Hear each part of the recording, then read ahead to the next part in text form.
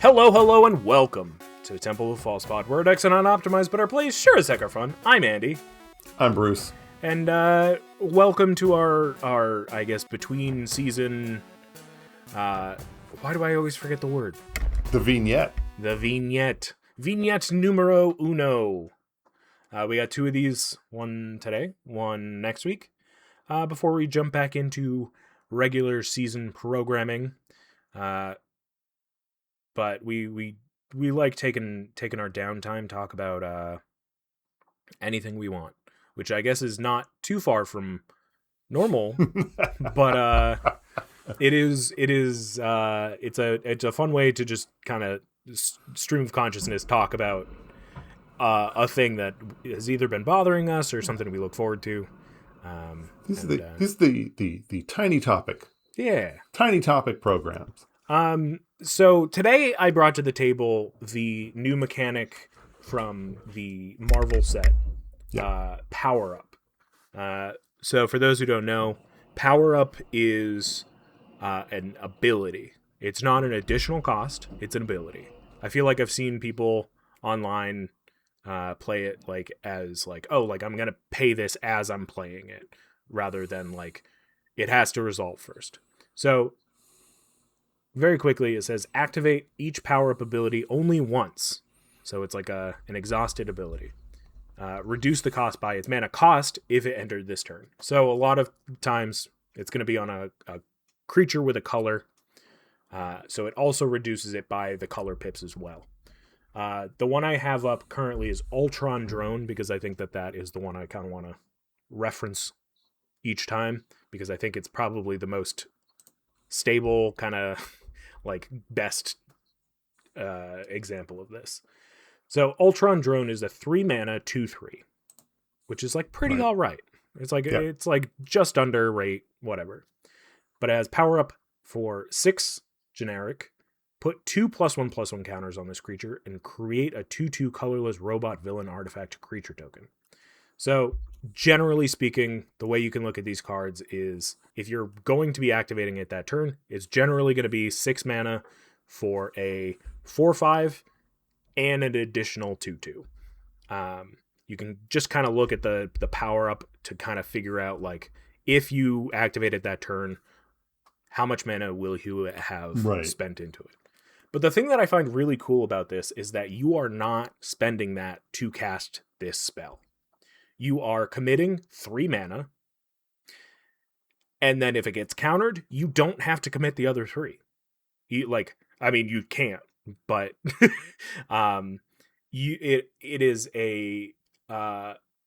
it's better than Kicker in that way, where with Kicker you'd have to spend that 3 mana up front to even get it onto the stack.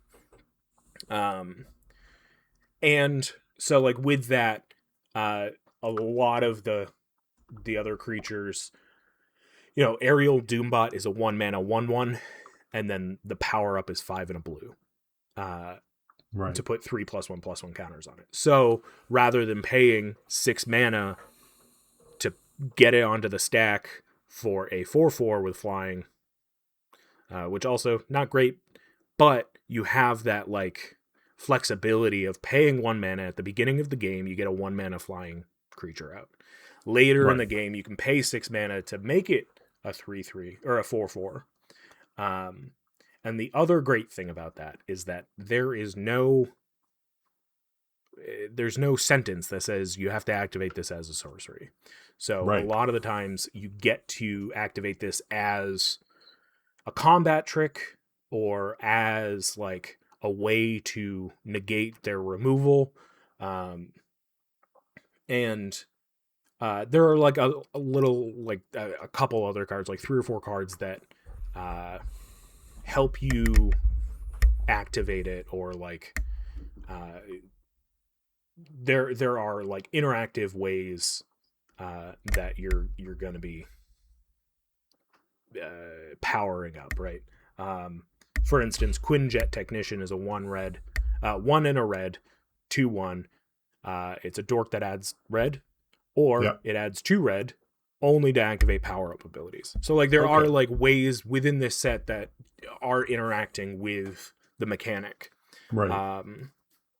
I noticed one of the cards, its ability was that it makes the power up cost for the first time you use it in a turn 0. Yes. So for Ultron Drone, you still have to pay the 3. It's not like you're getting it 6 free.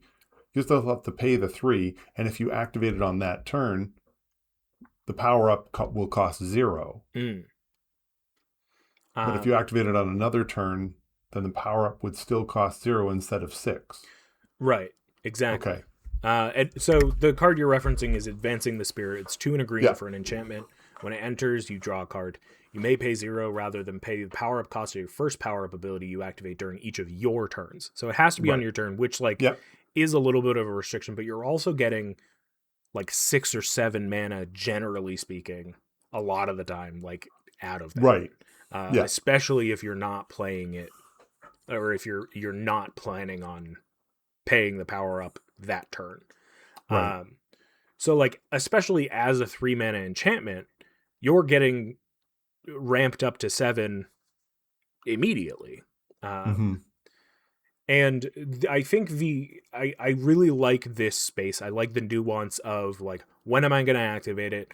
Am I going to activate it during combat? Am I going to activate it after blockers are declared? Am I activating it in response to burn? You know, there's all these choices of when you're going to activate it. And sometimes letting it sit there for a while and not getting the full discount on the activation, like you're not really losing out on like a lot of value. But I think the biggest thing for me is the fact that you're not committing so much mana to the board right away. So I know it's not quite as important with Commander, but the benefit for a card like this is that it lets you play it early and late. I mean, so many times, well, you were using Ultron Drone. The power up is 6. So in essence, with other creatures, they would just cost 6 and you would get all of this. Right. Meaning you can't play it until you have 6. Whereas in theory, with Ultron Drone, if you want, once you've got 3 mana, you can just play it out. Yes, it means you're going to have to pay a full 6 for the power up at some point down the road if that's what you want. But it gives you the chance to play something early and late. So it gives more flexibility to the card. I mean, a lot of times we see Wizards do this with, we saw them do this with Eldraine with, what is it? The ones the cards that have you go on an adventure. Oh, yeah. So you can have cards that have 2 different costs. So you can play the cheaper cost immediately and then save the larger cost for later, or however you wanted to do it. And this offers the same thing. I mean, maybe you don't really want to play Ultron Drone on turn 3 because you're just getting a 2/3 for 3. But if you need the blocker, that flexibility is there, and I think that's valuable. Yeah. And I think even I think that this is really good for bracket 2 to 3. And I think that to an extent, a lot of them are really good even in the higher end of bracket 3. When you're dealing with specific counters like Disdainful Stroke, right? Disdainful Stroke says you can counter something with the mana value of 4 or greater. So like if you're playing, Human Torch Johnny Storm, in old times, it would have been just the 7 mana to get this 5/5 out, Right. and then it could have been Disdainful Stroke. But it's 2 and a red to play it. So now, like, you do dodge some, like, certain counters. But what's also interesting is that a lot of tutors, if you are the type to play tutors, sometimes care about the mana value. Right. The lower the mana value, the better, with regards to, even Green Sun Zenith, right? Green Sun Zenith, you get to go find a thing for X or less and then put it onto the battlefield. This makes that easier, right? That makes these things a little bit more valuable because you're going to be searching for a 2 mana thing or a 3 mana thing. like you said, Green Sun Zenith. If X is 3, you can find Ultron Drone. Right. And then on the same turn, pay 3 more. So like I'm really And get the full excited. effect. So Yeah, I'm really excited about this design space. And I hope that they continue to do it. We might not see it outside of any future Marvel sets, but we might, you know. I think the biggest disappointment was when I looked up how many creatures had power up, because they're all creatures. mm-hmm. There are like 27 Okay. creatures, and only 10 of them have power, or only 10 of them are non-legendary. So like it makes it a little bit more difficult to, you know, build like a 60 card deck out of this idea, or really kind of have any sort of like variety amongst it. Mm-hmm. Granted, in Commander, it's not going to matter too much.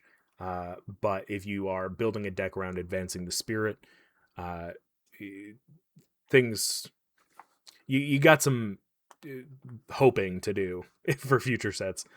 Right. And I guess the last thing about this too is it's an activated ability. So things like Zerta or Training Grounds that discount your activated abilities Mm-hmm.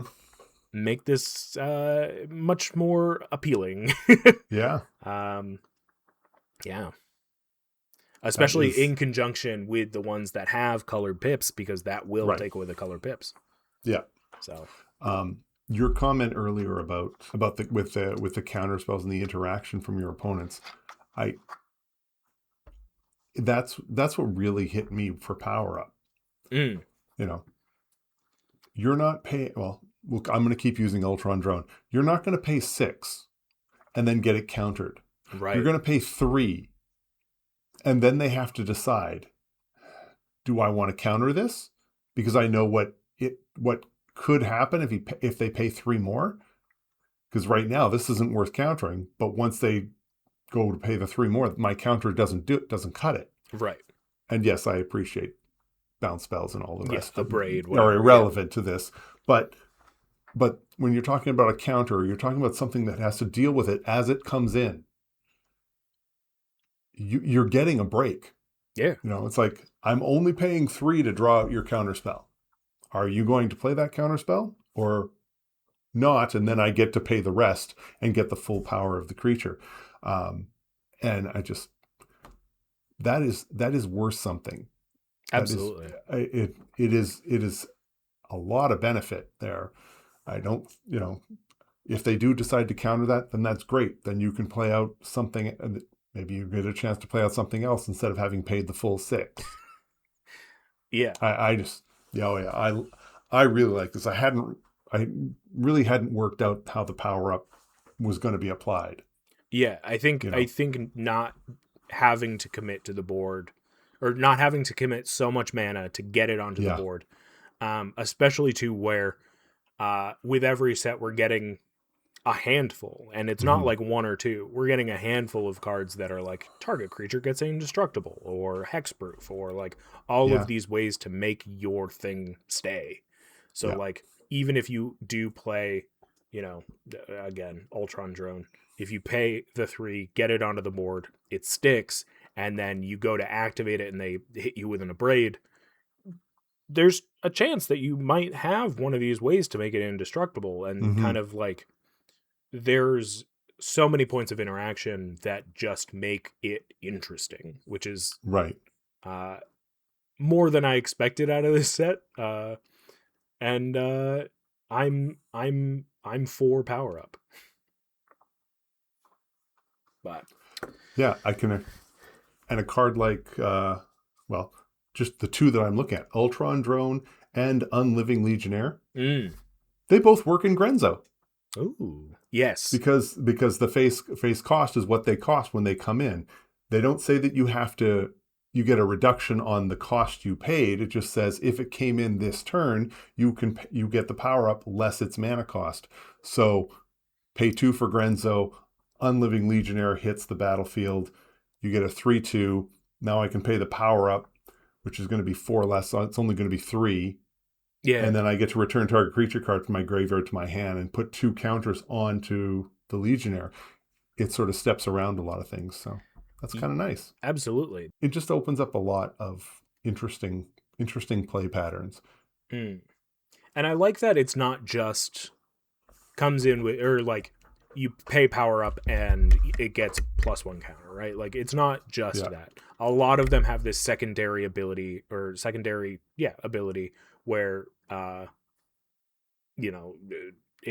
you power it up, it destroy target artifact or enchantment, get a +1 counter on it. So like there's utility within it that is more than just base power, or like just base adding to your power and toughness, right? Like there's more to it. And so like it's cool to look at all these cards, see the range of utility from that to even I think one of my favorites is Stature Size Shifter. It's a 1/1 for a blue. She says Stature can't be blocked if her power is 1 or less. And then power up X blue, put X +1/+1 counters on Stature. So obviously if she has haste, you attack, she can't be blocked, and then you blow her up. By which I mean make bigger, not explode. Sure. For just blue and X. Otherwise, you wait a turn, and then for blue X, you put X +1/+1 counters on her. But you're going to do that after she's already past blockers, so that you can go woo and then do the deed. That's wild. And so I mean, I don't know, like there's like, you know, that card is an example of one that kind of teaches you how to look at it a bit more freely than just I play it, I power it up, moving on. So oh no, anyway, this looks great. I think that's all I got for this one. But we'll be back next week with another vignette. Vignette number 2 will be next week. So thank you so much for listening. Thank you so much for watching. If you're watching on YouTube, make sure you press that subscribe button or leave a comment down below or press like or whatever. Thanks so much. Have a great night. Play some magic for me, and may your 5th land be the temple. Bye! Wait, before you go, I just wanted to say thank you for listening. You can reach out to us via email at falsepodmtg@gmail.com or Blue Sky @falsepodmtg. Bruce is @manaburned, and I'm @AndyWeekend, though you'll definitely notice I use the podcast Twitter far more often. Now that we've got you here, make sure you subscribe, like, rate us on whatever podcast platform you use. It helps us out. It gets us more reach. Subscribe to us on our YouTube channel. Like a video there. Leave some comments for more casual enjoyment.